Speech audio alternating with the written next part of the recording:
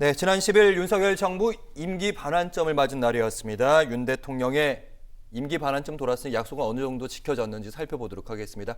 인천, 경기 다 7대 공약이라고 하더라고요. 예. 먼저 경기도 GTX 연장과 신설이 있었는데 이것부터 짚어주시죠. 예, 말씀하신 것처럼 윤석열 대통령 경기도와 인천의 7대 공약을 제시를 했는데요. 경기도 먼저 살펴보자면은 그중에 핵심이 바로 교통 공약이라고 할 수가 있습니다. GTX를 확충해서 서울 출퇴근길을 30분 내로 줄이겠다라는 게 공약이라고 할 수가 있는데요.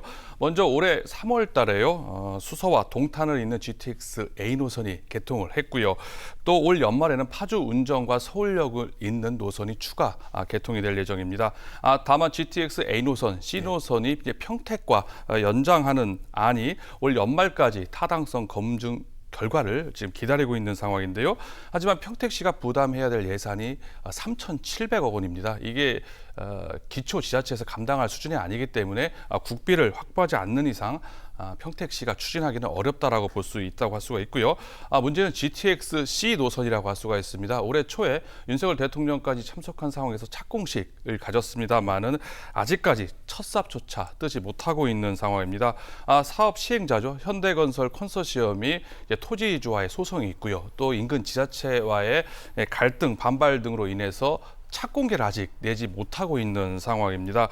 당초 개통 예정 2028년까지였는데요. 이러다가는 GTX 신호선 2028년까지 개통이 되겠느냐, 사실상 무리가 아니냐라는 이야기가 나오고 있고요.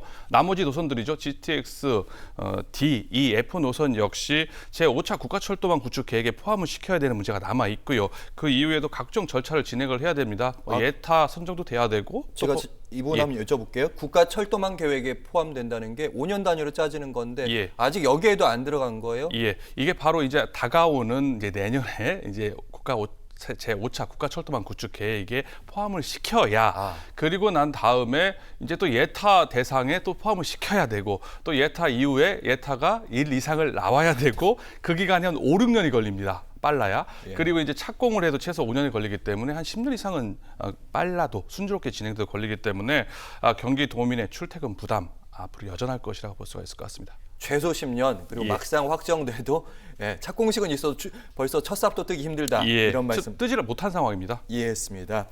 그리고 일기 신도시 이제 재건축 문제, 리모델링 문제 적극적으로 돕는다 이런 얘기 있었는데. 예, 윤석열 대통령의 공약 중 아까 GTX 이제 공약뿐만 아니라 또 일기 신도시 재건축 정비 공약이 또 눈에 띄는 공약이라고 할 수가 있는데요. 노후계획도시 정비법, 일명 노정법이라고 하는데요. 현재 일기 신도시 5곳의 정비 계획이 지금 발표된 상황입니다. 신도시별로 청사진이 나와 있는 상황인데요. 용적률을 최대 1.5배까지 상향을 하고요.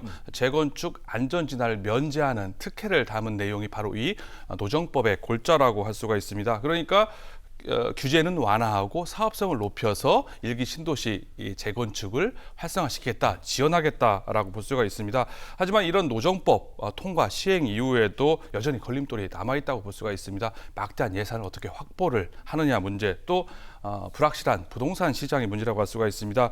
예산 확보, 재원 조달 방안으로 미래 도시 펀드를 조성해서 하겠다고 하는데요. 이게 실효성에 대한 의문이 지금 제기가 되고 있고요.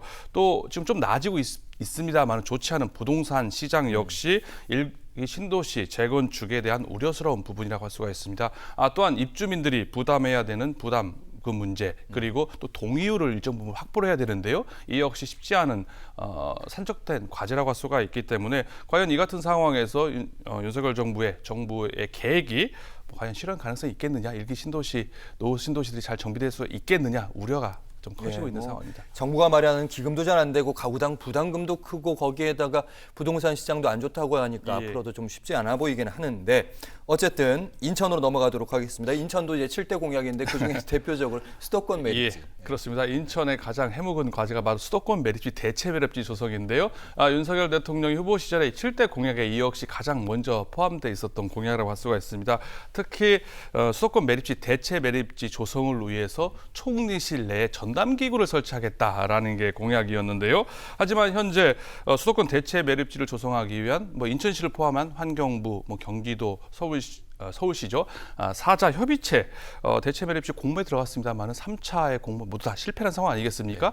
4차 공모가 예정돼 있습니다만은 이마저 어떻게 언제 될지 사실 불확실한 상황이고요. 다음 또 지방선거가 남아있기 때문에 어떤 지자체가 대체 매립지를 우리가 하겠다라고 할지 사실상 뭐 거의 불가능한 상황이라고 볼 수 있을 것 같습니다. 사실 윤석열 대통령 후보 시절에요. 다른 대선 후보들과 다르게 수도권 매립지, 대체 매립지 조성에 상당히 적극적인 입장을 보였습니다. 그랬기 때문에 총리실 내에 전담기구를 설치를 해서 이 문제를 해결하겠다라고 적극적으로 의지를 피력했던 후보였는데요. 그랬는데 지금 대통령 임기가 절반을 지난 상황에서 총리실 내 전담 기구가 설치가 되지 않은 상황입니다. 사실 이 공약 어떻게 보면은 대통령이 총리실에다가 전담 기구 만들어서 해라라고 상대적으로 앞서 말했던 교통 공약이라든지 신도시 노정법 관련된 공약보다는 훨씬 쉬운 난이도라고 할 수가 있는데 아직 전담 기구자 안 만들다 보니까 이거 대통령 수도권 매립지 문제에 대해서 무관심한 거 아니냐, 해결 의지가 없는 거 아니냐라는 비판의 목소리가 커지고 있습니다. 알겠습니다. 그리고 이제 교통공약 GTX D노선은 또 Y자로 만들자고도 하고 그나마 이건 좀 구체화되는 것 같더라고요. 경인전철 지하화 사업 어떻습니까? 그렇습니다. 먼저 GTX D Y자 노선을 먼저 얘기를 해야 되는데 앞서 경기도 얘기했던 것처럼 이게 쉽지만은 않습니다. 특히 GTX D Y자 노선 같은 경우는 영종과 청라를 이렇게 연결해서 Y자 노선을 가는 노선인데요. 이게 청라 2호선 연장 사업과 노선이 비슷합니다. 그렇기 때문에 뭐 청라 그리고 이제 작전역, 가정역 이게 다 청라 2호선 연장과 비슷하기 때문에 사업성이 과연 나오겠느냐. 물론 앞서 말씀드렸던 것처럼 제5차 국가철도망 구축에 반영을 시켜야 되고 예타 대상에 포함시켜야 되고 그다음에 사업성을 검토해야 되는데 여기에서 지금 나올 수 있겠느냐라는 우려가 나오고 있기 때문에 GTX-T Y자 노선 과연 인천에서 역시 쉽지 않 지금 상황으로는 이제 눈에 보이는 성과가 없다고 볼 수 있을 것 같고요. 말씀하신 것처럼 경인전철 지하 사업은 조금 낮습니다. 왜 그러냐면은 철도 지하화 통합 개발 1차 사업 계획을 정부가 지금 진행 중에 있습니다. 근데 여기에 포함되게 되면은 철도 지하화 통합 개발에 포함되니까 조금 진행될 수 있지 않겠느냐. 좀 희망을 가질 수가 있는데요. 일단 여기 포함 안 되면 되지도 않고요. 설령 포함된다 하더라도 경인전철 지하화 사업 예산이 10조 원입니다.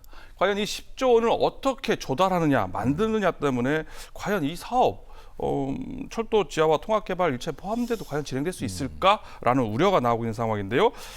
종합적으로 윤석열 대통령의 인천 내지 경기도의 교통 관련 공약은 이게 원래 중장기적으로 걸리는 공약이긴 합니다만 지금 상황에서는 눈에 보이는 성과를 내고 있지는 못하다라고 평가할 수밖에 없을 것 같습니다.